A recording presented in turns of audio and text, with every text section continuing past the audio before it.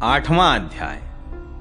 गर्भ में परीक्षित की रक्षा, कुंती के द्वारा भगवान की स्तुति और युधिष्ठिर का शोक। सूत जी कहते हैं, इसके बाद पांडव श्री कृष्ण के साथ जलांजलि के इच्छुक मरे हुए स्वजनों का तर्पण करने के लिए स्त्रियों को आगे करके गंगा तट पर गए।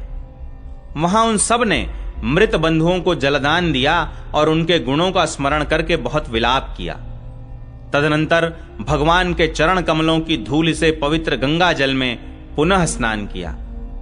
वहां अपने भाइयों के साथ कुरुपति महाराज युधिष्ठिर, धृतराष्ट्र, पुत्र शोक से व्याकुल गांधारी, कुंती और द्रौपदी सब बैठकर मरे हुए स्वजनों के लिए शोक करने लगे। भगवान श्री कृष्ण ने धौम्यादि मुनियों के साथ उनको सांत्वना दी और समझाया कि संसार के सभी प्राणी काल के अधीन हैं, मौत से किसी को कोई बचा नहीं सकता। इस प्रकार भगवान श्री कृष्ण ने अजात शत्रु महाराज युधिष्ठिर को उनका वह राज्य जो धूर्तों ने छल से छीन लिया था वापस दिलाया तथा द्रौपदी के केशों का स्पर्श करने से जिनकी आयु क्षीण हो गई थी उन दुष्ट राजाओं का वध कराया। साथ ही युधिष्ठिर के द्वारा उत्तम सामग्रियों से तथा पुरोहितों से 3 अश्वमेध यज्ञ कराए। इस प्रकार युधिष्ठिर के पवित्र यश को 100 यज्ञ करने वाले इंद्र के यश की तरह सब ओर फैला दिया। इसके बाद भगवान श्री कृष्ण ने वहां से जाने का विचार किया। उन्होंने इसके लिए पांडवों से विदा ली और व्यास आदि ब्राह्मणों का सत्कार किया। उन लोगों ने भी भगवान का बड़ा ही सम्मान किया। तदनंतर सात्यकी और उद्धव के साथ द्वारका जाने के लिए वे रथ पर सवार हुए। उसी समय उन्होंने देखा कि उत्तरा भय से विह्वल होकर सामने से दौड़ी चली आ रही है। उत्तरा ने कहा, देवाधिदेव जगदीश्वर, आप महायोगी हैं, आप मेरी रक्षा कीजिए, रक्षा कीजिए। आपके अतिरिक्त इस लोक में मुझे अभय देने वाला और कोई नहीं है, क्योंकि यहां सभी परस्पर एक दूसरे की मृत्यु के निमित्त बन रहे हैं। प्रभो, आप सर्वशक्तिमान हैं। यह दहकते हुए लोहे का बाण मेरी ओर दौड़ा आ रहा है। स्वामिन, यह मुझे भले ही जला डाले, परंतु मेरे गर्भ को नष्ट न करे, ऐसी कृपा कीजिए। सूत जी कहते हैं, भक्त वत्सल भगवान श्री कृष्ण उसकी बात सुनते ही जान गए कि अश्वत्थामा ने पांडवों के वंश को निर्बीज करने के लिए ब्रह्मास्त्र का प्रयोग किया है। शौनक जी, उसी समय पांडवों ने भी देखा कि जलते हुए 5 बाण हमारी ओर आ रहे हैं, इसलिए उन्होंने भी अपने अपने अस्त्र उठा लिए। सर्वशक्तिमान भगवान श्री कृष्ण ने अपने अनन्य प्रेमियों पर, शरणागत भक्तों पर बहुत बड़ी विपत्ति आई जानकर अपने निज अस्त्र सुदर्शन चक्र से उन निज जनों की रक्षा की। योगेश्वर श्री कृष्ण समस्त प्राणियों के हृदय में विराजमान आत्मा हैं। उन्होंने उत्तरा के गर्भ को पांडवों की वंश परंपरा चलाने के लिए अपनी माया के कवच से ढक दिया। शौनक जी, यद्यपि ब्रह्मास्त्र अमोघ है और उसके निवारण का कोई उपाय भी नहीं है, फिर भी भगवान श्री कृष्ण के तेज के सामने आकर वह शांत हो गया। यह कोई आश्चर्य की बात नहीं समझनी चाहिए, क्योंकि भगवान तो सर्वाश्चर्यमय हैं। वे ही अपनी निज शक्ति माया से स्वयं अजन्मा होकर भी इस संसार की सृष्टि, रक्षा और संहार करते हैं। जब भगवान श्री कृष्ण जाने लगे, तब ब्रह्मास्त्र की ज्वाला से मुक्त अपने पुत्रों के और द्रौपदी के साथ सती कुंती ने भगवान श्री कृष्ण की इस प्रकार स्तुति की। कुंती ने कहा, आप समस्त जीवों के बाहर और भीतर एक रस स्थित हैं, फिर भी इंद्रियों और वृत्तियों से देखे नहीं जाते, क्योंकि आप प्रकृति से परे आदि पुरुष परमेश्वर हैं। मैं आपको नमस्कार करती हूं।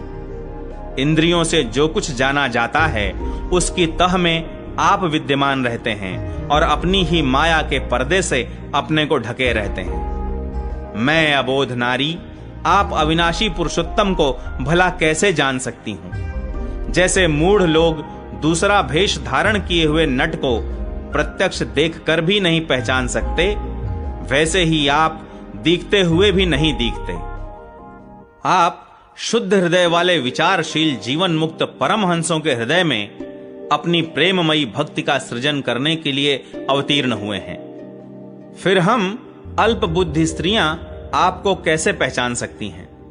आप श्री कृष्ण वासुदेव देवकी नंदन नंद गोप के लाडले लाल गोविंद को हमारा बारंबार प्रणाम है, जिनकी नाभि से ब्रह्मा का जन्मस्थान कमल प्रकट हुआ है, जो सुंदर कमलों की माला धारण करते हैं, जिनके नेत्र कमल के समान विशाल और कोमल हैं, जिनके चरण कमलों में कमल का चिन्ह है। श्री कृष्ण, ऐसे आपको मेरा बार बार नमस्कार है।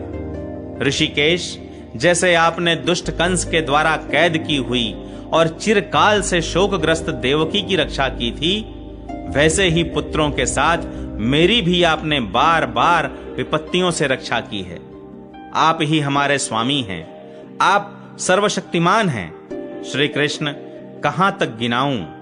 विष से, लाक्षागृह की भयानक आग से, हिडिंब आदि राक्षसों की दृष्टि से, दुष्टों की द्यूत सभा से, वनवास की विपत्तियों से और अनेक बार के युद्धों में अनेक महारथियों के शस्त्रास्त्रों से और अभी अभी इस अश्वत्थामा के ब्रह्मास्त्र से भी आपने ही हमारी रक्षा की है। जगत गुरु, हमारे जीवन में सर्वदा पद पद पर विपत्तियां आती रहें, क्योंकि विपत्तियों में ही निश्चित रूप से आपके दर्शन हुआ करते हैं और आपके दर्शन हो जाने पर फिर जन्म मृत्यु के चक्कर में नहीं आना पड़ता।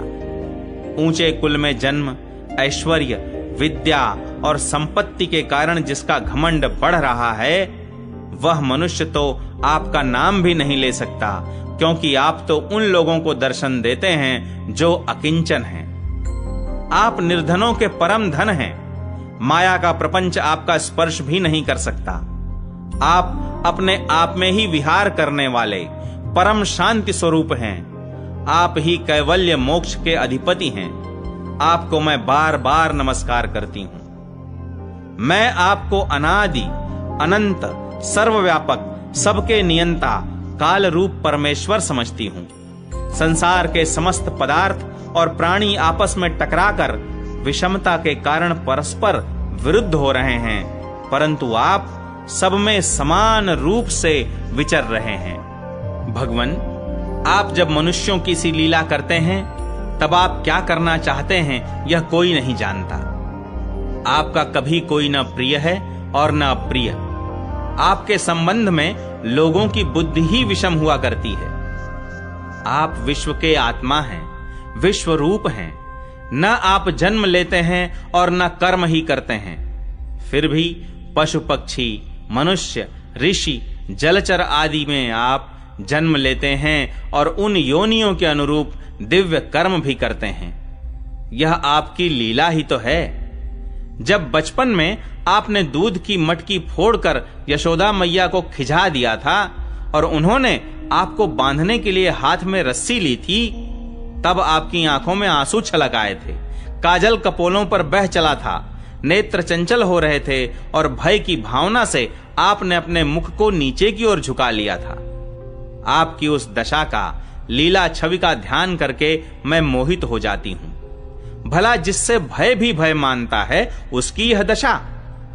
आपने अजन्मा होकर भी जन्म क्यों लिया है, इसका कारण बतलाते हुए कोई कोई महापुरुष यों कहते हैं कि जैसे मलयाचल की कीर्ति का विस्तार करने के लिए उसमें चंदन प्रकट होता है, वैसे ही अपने प्रिय भक्त पुण्य श्लोक राजा यदु की कीर्ति का विस्तार करने के लिए ही आपने उनके वंश में अवतार ग्रहण किया है। दूसरे लोग यूं कहते हैं कि वसुदेव और देवकी ने पूर्व जन्म में सुतपा और कृष्ण के रूप में आपसे यही वरदान प्राप्त किया था, इसीलिए आप अजन्मा होते हुए भी जगत के कल्याण और दैत्यों के नाश के लिए उनके पुत्र बने हैं। कुछ और लोग यूं कहते हैं कि यह पृथ्वी दैत्यों के अत्यंत भार से समुद्र में डूबते हुए जहाज की तरह डगमगा रही थी, पीड़ित हो रही थी। तब ब्रह्मा की प्रार्थना से उसका भार उतारने के लिए ही आप प्रकट हुए। कोई महापुरुष यूं कहते हैं कि जो लोग इस संसार में अज्ञान, कामना और कर्मों के बंधन में जकड़े हुए पीड़ित हो रहे हैं, उन लोगों के लिए श्रवण और स्मरण करने योग्य लीला करने के विचार से ही आपने अवतार ग्रहण किया है। भक्त जन बार बार आपके चरित्र का श्रवण, गान, कीर्तन एवं स्मरण करके आनंदित होते रहते हैं, वे ही अविलंब आपके उस चरण कमल का दर्शन कर पाते हैं जो जन्म मृत्यु के प्रवाह को सदा के लिए रोक देता है। भक्त वांछा कल्पतरु प्रभो, क्या अब आप अपने आश्रित और संबंधी हम लोगों को छोड़कर जाना चाहते हैं? आप जानते हैं कि आपके चरण कमलों के अतिरिक्त हमें और किसी का सहारा नहीं है। पृथ्वी के राजाओं के तो हम यूं ही विरोधी हो गए हैं। जैसे जीव के बिना इंद्रियां शक्तिहीन हो जाती हैं, वैसे ही आपके दर्शन बिना यदुवंशियों के और हमारे पुत्र पांडवों के नाम तथा रूप का अस्तित्व ही क्या रह जाता है। गदाधर, आपके विलक्षण चरण चिन्हों से चिन्हित यह कुरजांगल देश की भूमि आज जैसी शोभायमान हो रही है, वैसी आपके चले जाने के बाद न रहेगी। आपकी दृष्टि के प्रभाव से ही यह देश पकी हुई फसल तथा लता वृक्षों से समृद्ध हो रहा है। ये वन, पर्वत, नदी और समुद्र भी आपकी दृष्टि से ही वृद्धि को प्राप्त हो रहे हैं। आप विश्व के स्वामी हैं, विश्व के आत्मा हैं और विश्व रूप हैं। यदुवंशियों और पांडवों में मेरी बड़ी ममता हो गई है। आप कृपा करके स्वजनों के साथ जोड़े हुए इस स्नेह की दृढ़ फांसी को काट दीजिए। श्री कृष्ण, जैसे गंगा की अखंड धारा समुद्र में गिरती रहती है, वैसे ही मेरी बुद्धि किसी दूसरी ओर न जाकर आपसे ही निरंतर प्रेम करती रहे। श्री कृष्ण, अर्जुन के प्यारे सखा यदुवंश शिरोमणे, आप पृथ्वी के भार रूप राजवेशधारी दैत्यों को जलाने के लिए अग्नि स्वरूप हैं। आपकी शक्ति अनंत है। गोविंद, आपका यह अवतार गौ, ब्राह्मण और देवताओं का दुख मिटाने के लिए ही है। योगेश्वर, चराचर के गुरु भगवन, मैं आपको नमस्कार करती हूं। सूत जी कहते हैं, इस प्रकार कुंती ने बड़े मधुर शब्दों में भगवान की अधिकांश लीलाओं का वर्णन किया। यह सब सुनकर भगवान श्री कृष्ण अपनी माया से उसे मोहित करते हुए से मंद मंद मुस्कुराने लगे। उन्होंने कुंती से कह दिया, अच्छा ठीक है, और रथ के स्थान से वे हस्तिनापुर लौट आए। वहां कुंती और सुभद्रा आदि देवियों से विदा लेकर जब वे जाने लगे, तब राजा युधिष्ठिर ने बड़े प्रेम से उन्हें रोक लिया। राजा युधिष्ठिर को अपने भाई बंधुओं के मारे जाने का बड़ा शोक हो रहा था। भगवान की लीला का मर्म जानने वाले व्यास आदि महर्षियों ने और स्वयं अद्भुत चरित्र करने वाले भगवान श्री कृष्ण ने भी अनेकों इतिहास कहकर उन्हें समझाने की बहुत चेष्टा की, परंतु उन्हें सांत्वना न मिली, उनका शोक न मिटा। शौनक आदि ऋषियों, धर्मपुत्र राजा युधिष्ठिर को अपने स्वजनों के वध से बड़ी चिंता हुई। वे अविवेक युक्त चित्त से स्नेह और मोह के वश में होकर कहने लगे, भला मुझ दुरात्मा के हृदय में बद्ध मूल हुए इस अज्ञान को तो देखो। मैंने सियार, कुत्तों के आहार, इस अनात्मा शरीर के लिए अनेक अक्षौहिणी सेना का नाश कर डाला। मैंने बालक, ब्राह्मण, संबंधी, मित्र, चाचा, ताऊ, भाई बंधु और गुरुजनों से द्रोह किया है। करोड़ों बरसों में भी नरक से मेरा छुटकारा नहीं हो सकता। यद्यपि शास्त्र का वचन है कि राजा यदि प्रजा का पालन करने के लिए धर्म युद्ध में शत्रुओं को मारे तो उसे पाप नहीं लगता, फिर भी इससे मुझे संतोष नहीं होता। स्त्रियों के पति और भाई बंधुओं को मारने से उनका मेरे द्वारा यहां जो अपराध हुआ है, उसका मैं गृहस्थोचित यज्ञ यागादिकों के द्वारा मार्जन करने में समर्थ नहीं हूं। जैसे कीचड़ से गंदला जल स्वच्छ नहीं किया जा सकता, मदिरा से मदिरा की अपवित्रता नहीं मिटाई जा सकती, वैसे ही बहुत से हिंसा बहुल यज्ञों के द्वारा एक भी प्राणी की हत्या का प्रायश्चित्त नहीं किया जा सकता।